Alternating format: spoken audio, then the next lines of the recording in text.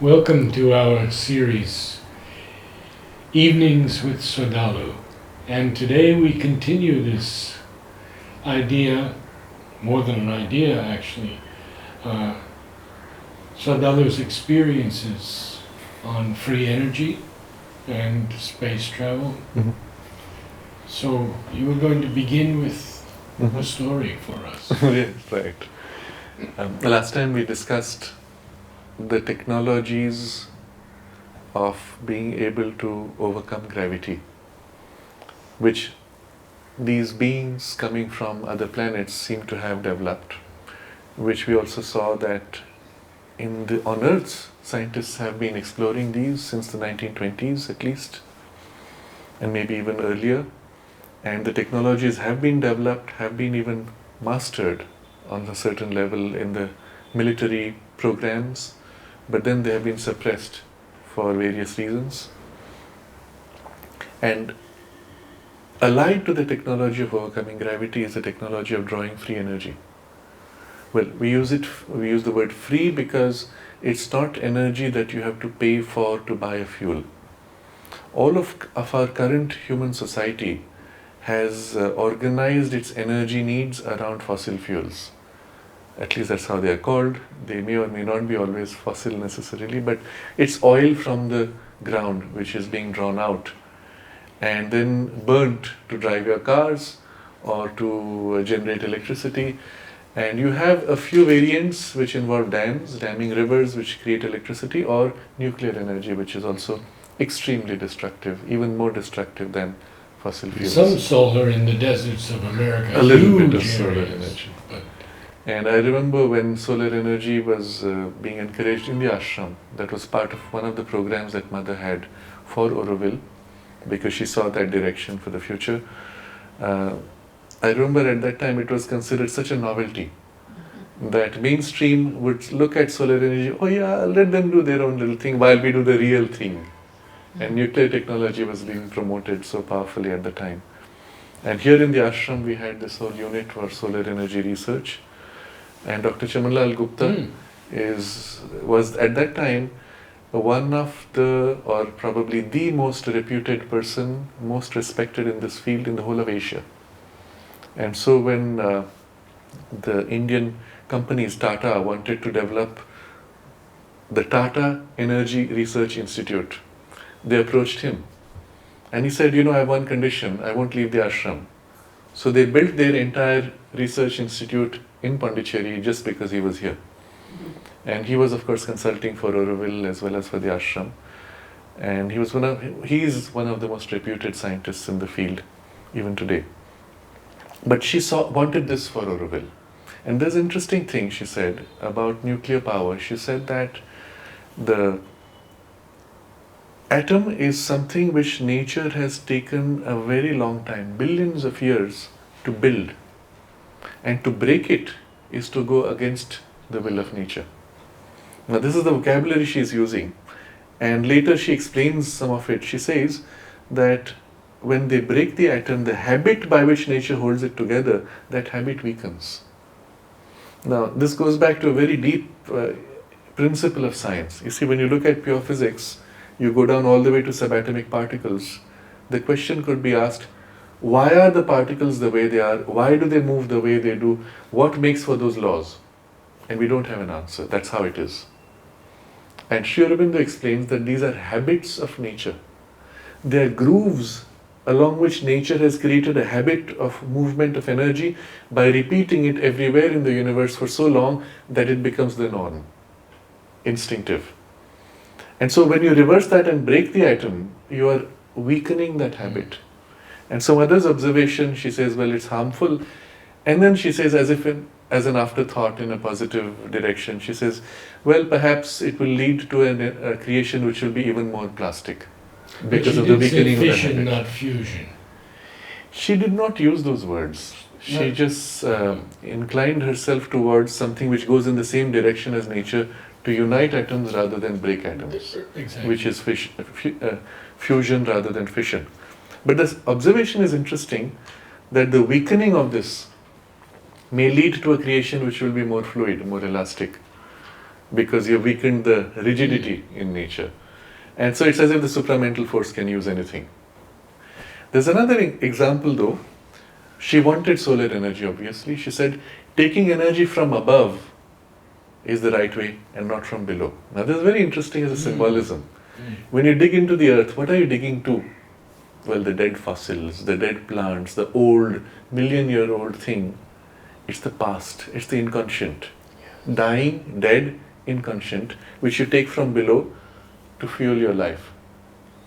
And even in the symbolism, you can see that it belongs to the past. And the future is to look up to the source of energy, which is clear, free, fresh, from the sun. So Mother did speak of energy from the sun as being the future. I think she also said all the energy you need can be received from the sun. Exactly. So the question, of course, is the sunlight it? If you go purely by the physics, the sunlight is not enough to give all that you need. Obviously, the sun is putting out more than just sunlight. It's putting out life energy, prana. And so we have to look a little more deeply. If the sun is giving off all these things, of which sunlight is a tiny part, you can tap into those other things also. And if you could tap into it just as putting a solar dish or solar cell gives you free energy, you tap a little deeper and you will have enormous free energy. And that would be enough for all our needs. Is that possible? So here comes an interesting thing. I was researching this whole field for many years, and particularly looking at the physics behind it, behind the free energy, because as we discussed last time, the experiments in this field have been going on for many decades. One of the earliest scientists who has worked in this field, not only overcoming gravity, but even extracting energy from the ambient environment, is Nikola Tesla, Yes. who was not only able to do this successfully, but who was then attacked viciously and his work destroyed, his laboratory burnt, years of work of his laboratory notes were destroyed because he had got into this space which certain forces did not want, and he was premature.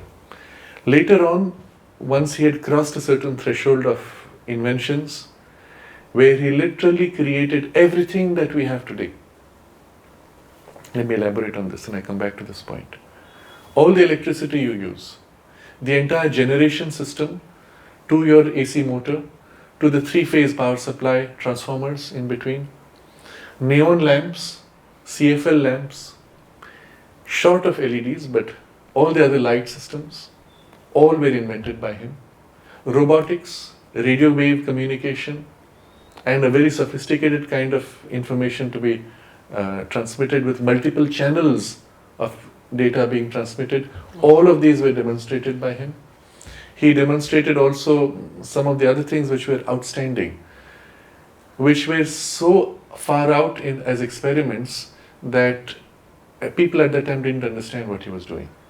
He became master of lightning. Not only he knew how to manage, he could recreate lightning in his laboratory on a scale which to this day has not been replicated. And he created a machine which was able to pulse lightning and transmit electricity in a manner that at a distance of 10 kilometers you only had to turn the antenna in the direction of his transmitter, you had bright light, but without any dangerous radiation in between. He was using intense fields, electric and magnetic, where you could put your hand in and nothing would happen to you, but you could put a piece of iron and it would melt. So he was playing with energies of such intensity, but yet they were safe. And there was a point where he said he had got it to a level of precision that he could pulsate this energy until the entire Earth's electromagnetic field was pulsating with his transmitter.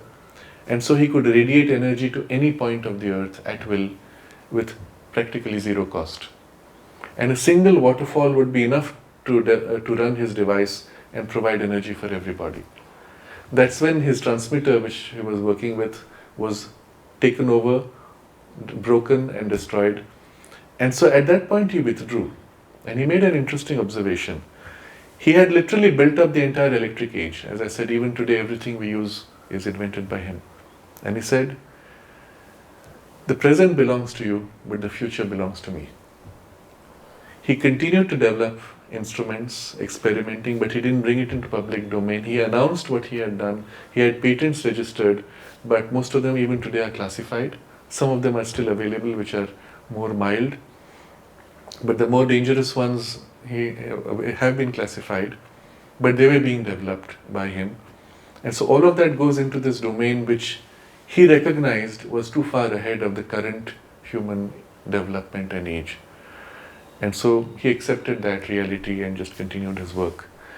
All of these crazy experiments, which to this day we don't fully understand, you will find Sri Aurobindo describes in Savitri. When you have the three soul forces, the Madonna, the three Madonnas, and then the warped echo from the ego which comes in response. And there's a description of the human ego saying, I have done this and I will do this. And much of it has to do with science. Many of the things described there, Nikola Tesla had actually done. So it has been my conclusion that he represented a vibhuti. He was a vibhuti that came for the purpose of pushing forward the science of that age and literally forming the framework of the electric society which we have today. So that's one part of the story. In that, he was able to tap into that free energy as part of his work. Subsequently, we find literally dozens of scientists rediscovering not one way but many ways to approach it. And once you understand the principle behind how you can tap into this free energy which is everywhere, then you will find there are in fact many approaches in which this can be done. So my exploration in this started very early. When I was 12, I looked at the future and I said, it's not going to happen unless we have anti-gravity and free energy. It was obvious that the future needed this, otherwise we would destroy the earth. And so at that point, it was a bit premature perhaps, but it was the turn of my aspiration. I began to study physics with the intention of being able to understand what these experiments were like and to develop the vocabulary to articulate these principles and ideas. So I first went into Einstein's theory of relativity and built up from there. I even read Einstein in his original while I was at school level, and I discovered that something had gone seriously wrong. Einstein had removed from science the ether. And the ether is the unifying principle. Ether is the medium through which you tap this energy. Ether is the life force that the sun is putting out, which allows you to tap humongous amounts of energy at any point. Current physics comes to this conclusion in an indirect way. They call it 0-point energy. That is, at any given part of space, the density of the underlying energy, real energy, which forms the whole universe, is so great that in a tiny cubic centimeter of empty space, so-called empty space, there is enough energy to evaporate all of the oceans of the earth instantly. Now, if you take a billionth of a billionth of a billionth of that, it's enough to run your whole house, and your cars, and your spaceships, and everything else. And it will be purely the electric age. Because when you tap into that energy, the most easy form in which you can extract it, in its purest way, is electricity. And you can have enormous amounts of electricity anywhere with a very simple device. So now we come back to the mother. So while doing this whole exploration, it was obvious which way we had to go, and so I began to review science from this perspective of the ether as a foundation, because that's the Vedic perspective. That's what Sri Aurobindo says. Remember, Einstein threw out the ether, not proved that it doesn't exist. He said, let's assume it doesn't exist. Yeah, in his letter to Amal, he speaks of that, and he just disregards it. So 1905 is when he threw out the ether. 1915-16, when Sri Aurobindo is writing The Life Divine, he tells you, ether can and does exist. Even in the synthesis of yoga, in his writings on the Upanishads, in his essays on the Gita, everywhere the ether principle as the 5 elements and the basis of 5 elements is described. But particularly in The Life Divine, where he is describing the physics of particles, of matter, he says ether can and does exist even if to our present instruments it's not measurable. So what he's saying is it is at a level of subtlety that you can't measure doesn't mean it's not there. Now, given this background, can we rebuild physics on the basis of an ether? And the result is a physics which unifies all the forces, and one of the implications is that not only you can draw energy freely anywhere, but the technology for drawing it is also obvious and simple. Like I mentioned in our previous discussion, if you explain it to somebody, you can hack it in your garage with a little bit of skill. It's that simple. And the other part, which is the extraordinary implication, is you also can explain gravitation as one of the forces. You can explain it and therefore reverse it or modify it. Current physics considers gravitation as a fundamental force, along with electromagnetism and strong force and weak force. Doesn't explain it. It just says it's there. Somehow it's there, we don't know how it is. Every particle has gravity. How? We don't know. It's not an explanation, it's a description.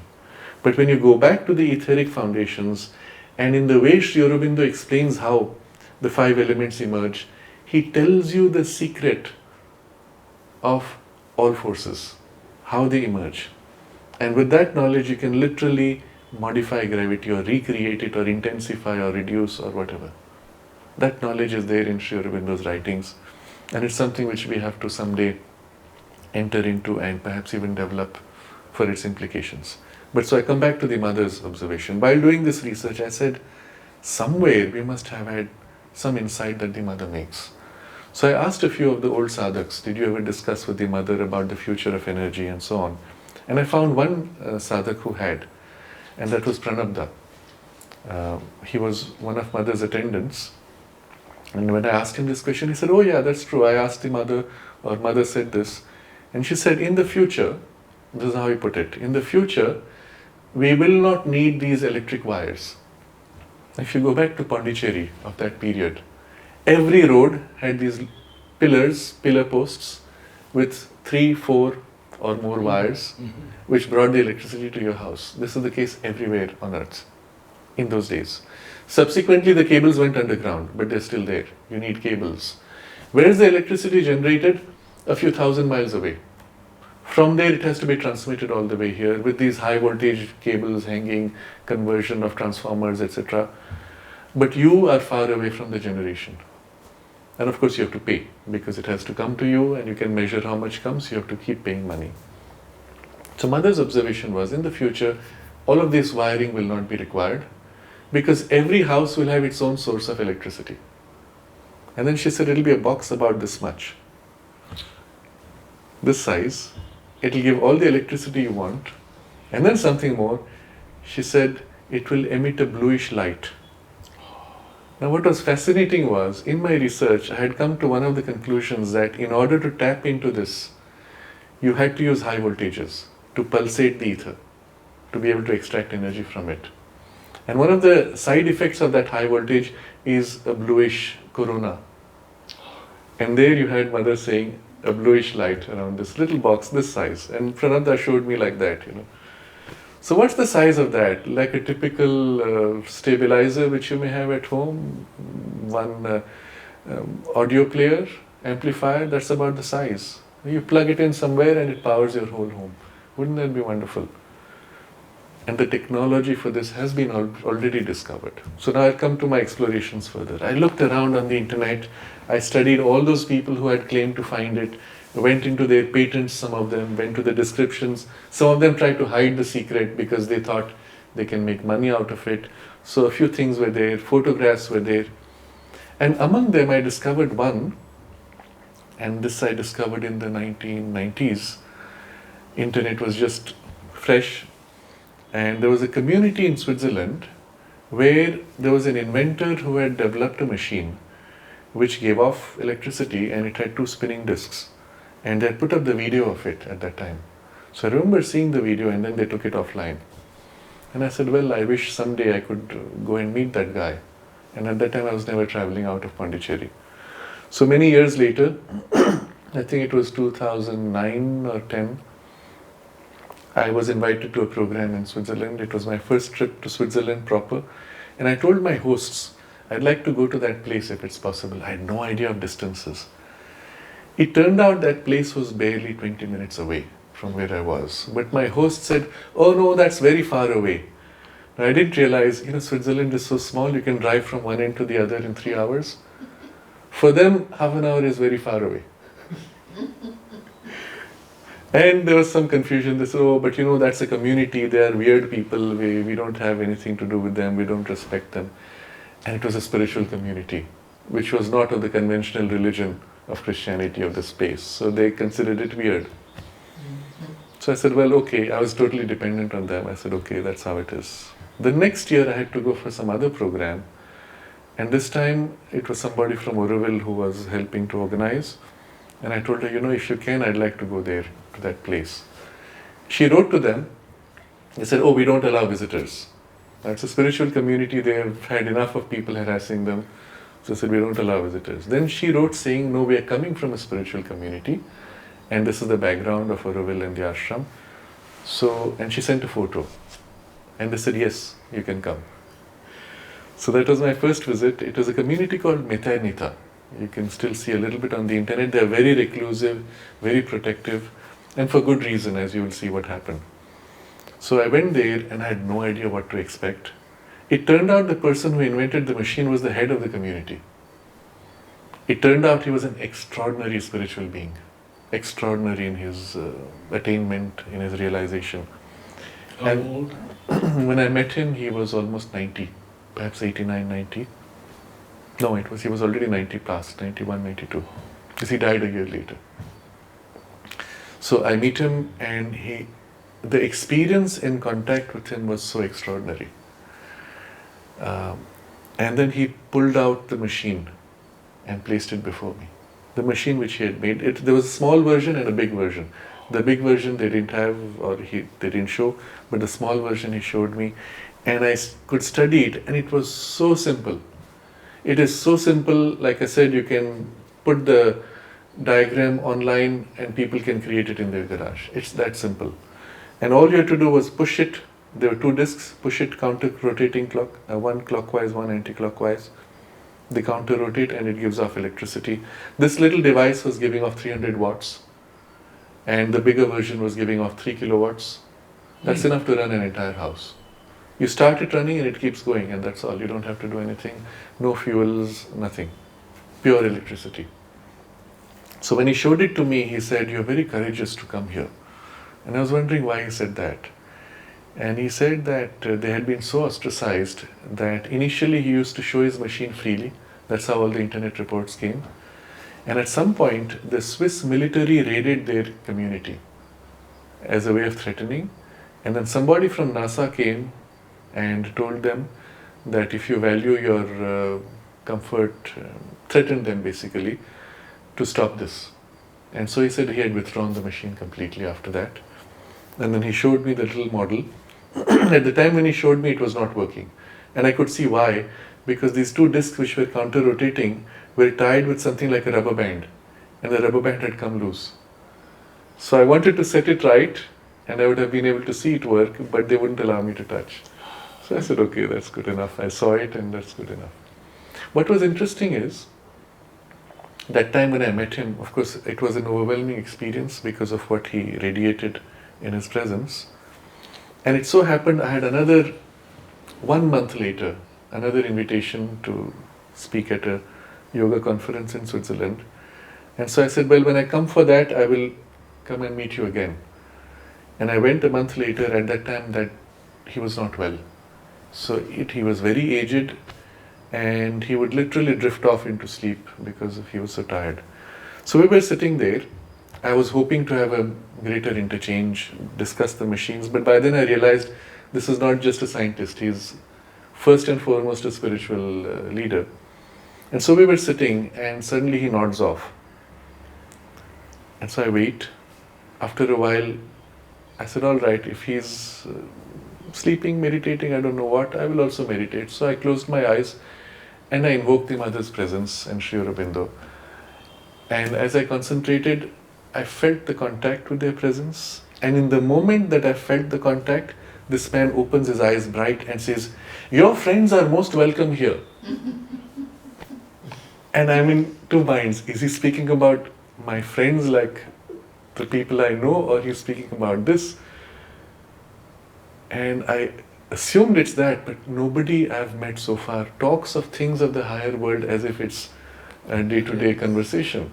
So I had to literally split. It's the same experience I had when I met him the first time. He was talking here, but he was speaking of things there. And I had to split my consciousness and communicate here while talking here. And it was an amazing experience. I've not met anybody with whom I had to do that. Well, one or two people, but not with this intensity.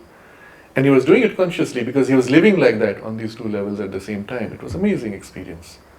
And so the second time when he popped up with this, your friends are most welcome. So I'm hesitating, I'm wondering, is he speaking of them or something else? And after a few seconds, he closes his eyes and again he opens and says, are they happy with what they see upstairs? You see, his sacred room was upstairs from where we were sitting. And then I realized you were speaking of the mother and Sri Aurobindo. And I said, I don't know. I can't speak on their behalf, but I said, I don't know. And then he spoke of his friends in India. And that's when I began to understand that he's talking of spiritual beings, and he mentioned certain names. And I said, do you know them? I said, not by those names, obviously. Then he said something about, you see, his vocabulary was very different. He would speak of spiritual station, meaning like a subtle world or subtle, in our vocabulary we would say we have the physical ashram and we have the subtle physical ashram where Sri Aurobindo and the mother are there. And he was telling me about that. He said, you have the station which is there, do you know of it? Have you been there? Have you been able to enter it? It was an amazing experience. It was the first time I met someone who's so blatantly overt about the inner world and inner realities as if they are his current reality. And he couldn't literally separate one from the other. But so that was a fascinating experience. But that's about all we could do. And he was very keen that I should come back the next year. He wanted to show me things. And I was supposed to travel to Europe, and I had planned to make a detour. And there was a technical problem. I did not get the visa in time. And a couple of weeks later, I got the message he had died. He passed on. And so that opportunity was lost. But in this whole experience, I saw something which was the most valuable for us. Of course, at a very material level, the technology is so simple to tap into this energy, which is universal energy. And it's the future, for sure. No more fossil fuel, no more destruction of the environment. But on the other side, here was a man who was first and foremost a spiritual person, who was also a scientist, technologist, engineer, whatever form you can say, all self-taught. He had not learned these things in school.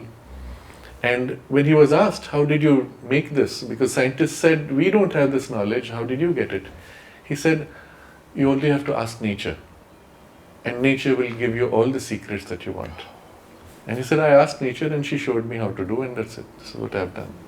Of course, it was his way of saying it. But as I understood later through my contact with the community, that he had this extraordinary ability to enter in relation with beings of the higher world or with higher states of consciousness, because he was living literally on these two domains.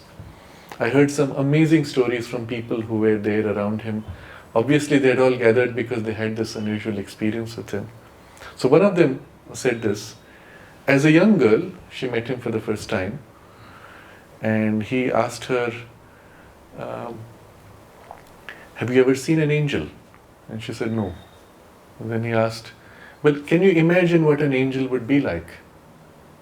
And she said yes, and she had a picture in her mind, and he described precisely what she was seeing. Amazing. And so he was literally living in these two worlds equally, straddling worlds, so to say. And so for him, access to that domain was so spontaneous and effortless. I've heard many extraordinary stories of things around him. He would repair machines. This was one of his skills. As a young man, even as a teenager, people had machines which were not working. He would go there and pull a few levers, bang a few things here and there, and it would start working. An electronic radio device which is not working, he would take it and do something, shake it, it's working, and he would give it back. I met the electrician of the community, and he narrated a fascinating story. He said, for many years in one of the houses, because Switzerland gets so cold, they have snow literally in that part, they have snow for like 8 months in a year. And heating was a big issue. And in those days they had no money for fuel.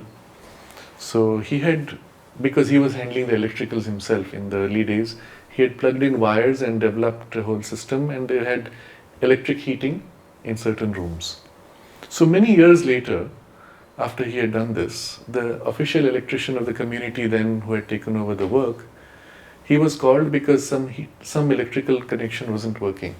So he began to trace back the wires, and he went looking for the source, and the wires went up into the attic. And then he said the wires came up and they were plugged in into 2 nails on the wall, and that was it. And their whole house had been running on electricity coming from these 2 nails. And so in his effort to do that, he looked for the source, and after that, of course, they had no electricity anymore, it was not working. So he had extraordinary occult capacities also.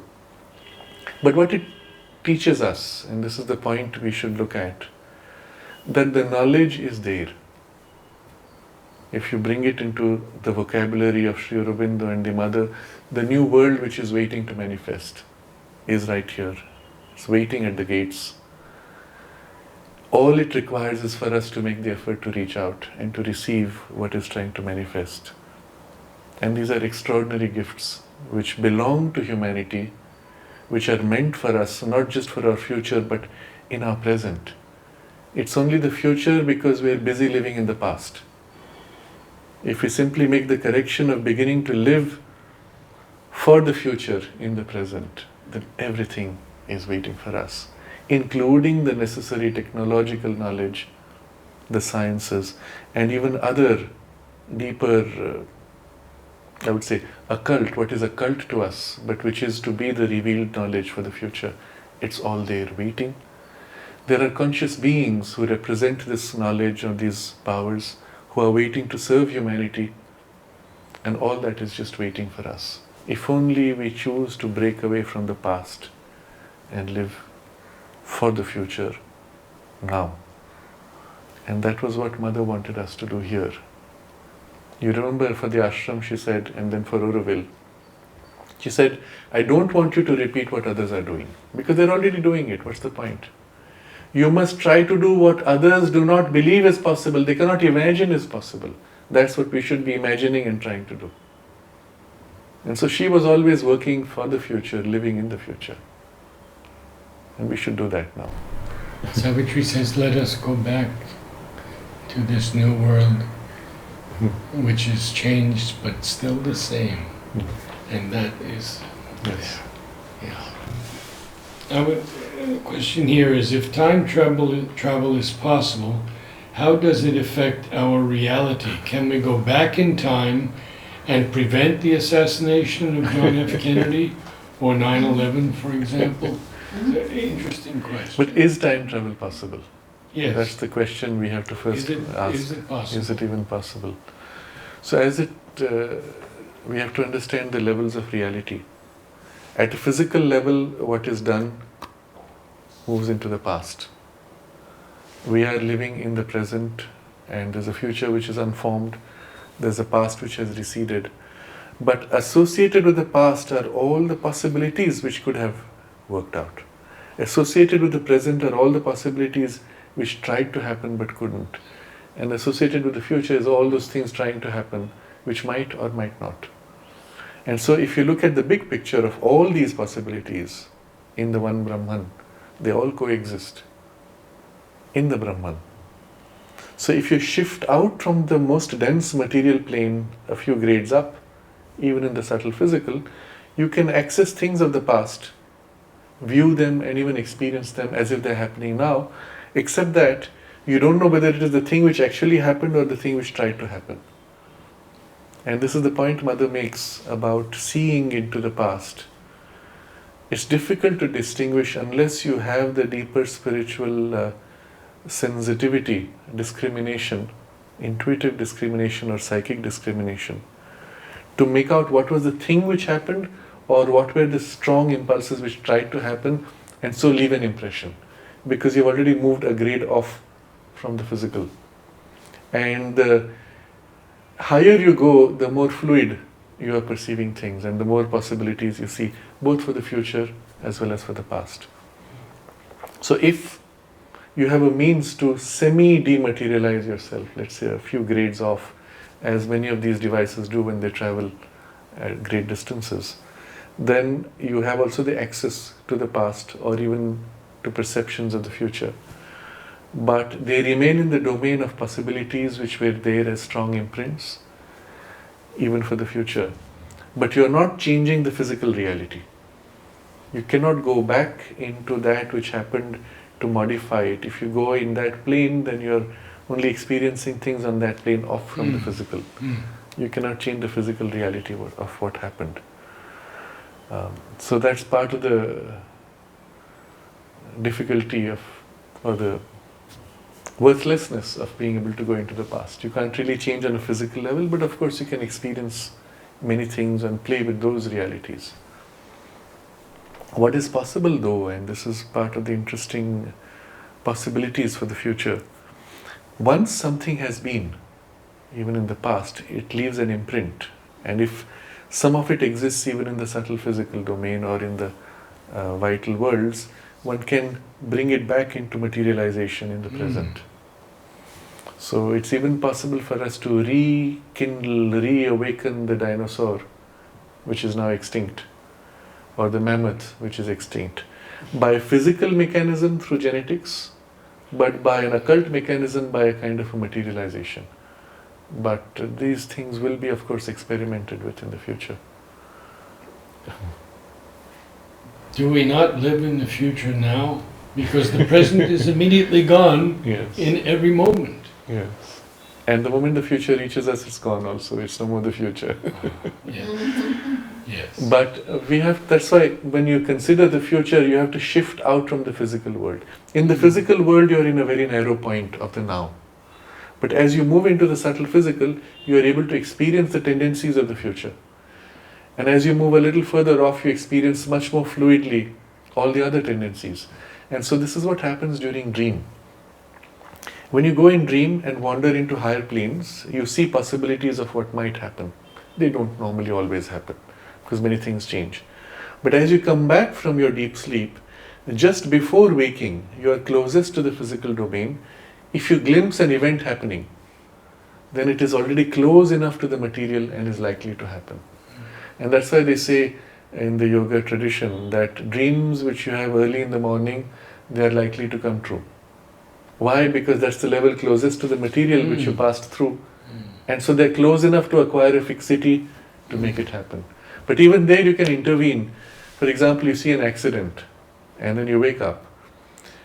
If you go there and you find the accident situation beginning to form as you saw in the dream, you can still intervene and prevent the accident.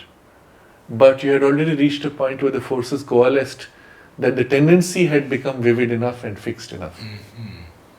So what does the future mean? It means here all these possibilities of energies, forces, powers, engaged or bound into their karmic or other knots and dependencies, which are trying to fructify and become more and more concrete. You can release new forces into it to modify, to redirect from a negative to a positive direction. And that's part of the work which we have to do in our thought, in our emotions. What we put out acts on the future. In our physical actions, we are bound to the present. You can't act in the future because you can't touch the future. But in your thoughts and emotions, everything you feel and think is spreading out and enters as forces for the future. And we have to put out positive thoughts, positive emotions for the future. Align ourselves in consciousness to that future which we aspire for. In these billions of people on this planet, are there none who are currently working in these areas of free energy? There are lots of people. There are lots of people who are interested. Some who have worked on it also with some interesting results. inevitably they tend to be cagey about what they have done or what they are doing, or they just fade out for some reason, which may be simply they were threatened. I have attended certain conferences where I met with people who are interested and keen in the field, and generally I found that they were not very strong in the deeper physics of it. And the biggest problem is they don't have a physical framework in which to be able to explain how the energy is tapped. And that framework we find in Sri Aurobindo's writings or in the Vedic framework from which the physics can be derived. Sri Aurobindo had extraordinary knowledge of this, of which he wrote very little though. There's one text which earlier was published as, it was just titled The First Rig of the Rig Veda, where Sri Aurobindo comments upon it.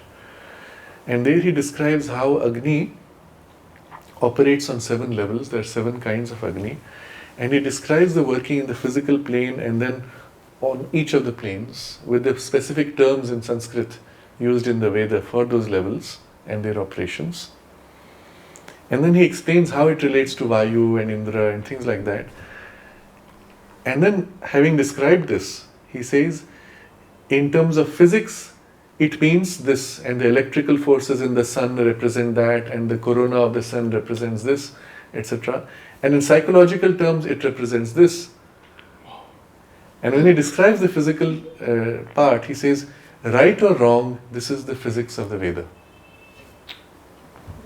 And it's an amazing statement because he's just telling you this is what it is, and he doesn't care whether you call it right or wrong. This is the physics of the Veda, and obviously he gives to it greater credibility than current physics. So he had extraordinary knowledge of this whole field. Unfortunately, it was not tapped, or perhaps he chose not to reveal because it might be premature. But the fundamental principles of it he has given because they span across all these domains. So even as he is describing spiritual or psychological principles, once you have this key, you can also see how it translates into the physical domain. And he has given you enough that we can actually rebuild the Vedic physics with technological implications. But I've not found anybody who has this background. People exploring, yes, but much of it is their experimentation in the blind, without understanding fully what is the principle. But once you get the principle, you can move very rapidly to much more precise and even dramatic results. Next question is that... I would want this research to be done in Auroville and in the ashram. Absolutely. We are meant to be working for the future. Absolutely. What others do not think possible, we should be working on, isn't it? Mother said that she would be happy to meet one of these beings. Why aren't we meeting them? If they can travel and reach us, are they hiding from us? No, they have been meeting. They have been meeting us, yes. And the documentation of this is extraordinary. One person who has compiled extensively all the documentation and investigated all the cases of people meeting beings from other planets is Wendelle Stevens. And he has more than 60 books, each book documenting such cases. And it is so richly documented, so compelling in the evidence. There are others who have also documented just because of the quality of photographs they have. I mentioned earlier George Adamski was one who had extraordinary photos, such clear and detailed that you couldn't fake it in the 50s. And subsequently in Switzerland, when Billy Meier was having regular contact with crafts which would come into his area, and he had a whole group of people that he would inform. We have an appointment, they will be coming around this time. So the group would go into the hills and wait with their cameras ready, film as well as still photos. And when the flying saucers would come, they'd be going click, click, click. And you can see in those films as well as photos, below on the highway, the cars which are going by, and then the flying saucer moving around, and then doing extraordinary movements like that, jumping around. Some of them come very close, move around a tree, and you can see the tree moving violently in the closeness of it. And occasionally you have a Swiss military jet which comes and chases the flying saucer. And in one of the videos, you can see the jet comes, the flying saucer blinks out and appears elsewhere in the next frame. So you have a film frame that's shooting at 1/25th of a second. Yes. Within 1/25th of a second, it vanishes here and appears there in the next frame. And then he has also transcribed all his conversations with the beings from those saucers. So they would come down to Earth. They would meet with him and he would have conversations which he has documented extensively. He would ask them, how did you manage to do this? And they discuss some of their capabilities. One of the capabilities they have is this ability to cloak, to hide themselves in a way that somebody from below would not be able to see. And they make it available to be visible only in a particular direction. Or they can cloak completely and you would not be able to know that they are there. If you had special instruments, you could register a shift in the magnetic field or electric field and you would know something strong is here, but you cannot see it. So that is one of the technologies that they have developed. There's still one question which we have not touched. How do you travel such a great distance? Because physics says you cannot go faster than light, remember? And that's only Einstein's physics where he removed the ether. When you remove the ether, remember ether in physics was the medium in which light was a wave. You remove the medium, what is light then? It cannot be a wave anymore, it has to become a particle. And yet it is a wave. So you end up with a wave-particle duality. But the truth of light is it's a wave in the ether. Only you say the ether doesn't exist, so your measurements now have to presume it's a particle. Because you can't have a wave without a medium. But your experiments show it's a wave, but you have to assume it's a particle and you end up with this wave-particle duality which is fake. The reality is it's a wave. Wavelengths, they call it, is that? Yes. And Sri Aurobindo pokes fun at this in Savitri. When everything seemed almost as if reality had been discovered, everything falls back and becomes a wave-particle dance of particles and things like that. Some passage which is... But then he says, he shows you two models of physics. The clockwork model, mechanical, which is dropped, and then you have the quantum model, which becomes this chance, which also has to drop, and then he says, this will give way to a greater science. And that's the science we have to work for. But coming back to this whole story, how do you move fast? If there is an ether, then the whole basis for light is different. And there is no practical limit to speed. If you remove the ether, then light exists as a particle in a vacuum, and space and time have to bend to maintain the speed of light. It's the only thing which is not relative, because everything else depends on a medium. So you have warped reality and you put an artificial speed limit. You bring back the ether, and light speed is one of those variables. It's a relative speed independent on this local medium of the ether. And just as a plane can go faster than the speed of sound in the air, so too a spacecraft can go faster than the speed of sound, speed of light in the ether. It's exactly the same analogy, a similar technology, only instead of operating with aeronautics, you're operating with etherics. And then you can go faster than the... What effect would it have on the human body? Practically none. You would hardly feel anything, because although moving at that high speed, there is the effective isolation from the sense of inertia. In fact, the saucer will rapidly accelerate and you will feel nothing. This is in fact the experience of people who have boarded flying saucers, George Adamski being one of them. They enter it and then they feel a slight lightness, and then they look through their porthole and they've moved away from the earth already. It's that fast. But they just felt slightly light, a slight shift, momentarily, hardly felt. And with this technology, you can go enormous distances much faster than light, but still it takes time. But there is a further technology which we have alluded to from the mother's observation, that you are able to shift out of the gross physical into a subtle physical layer, and from there you can move much faster, or there may not be a sense of movement at all. You basically tune into a higher grade and then tune back at a different location.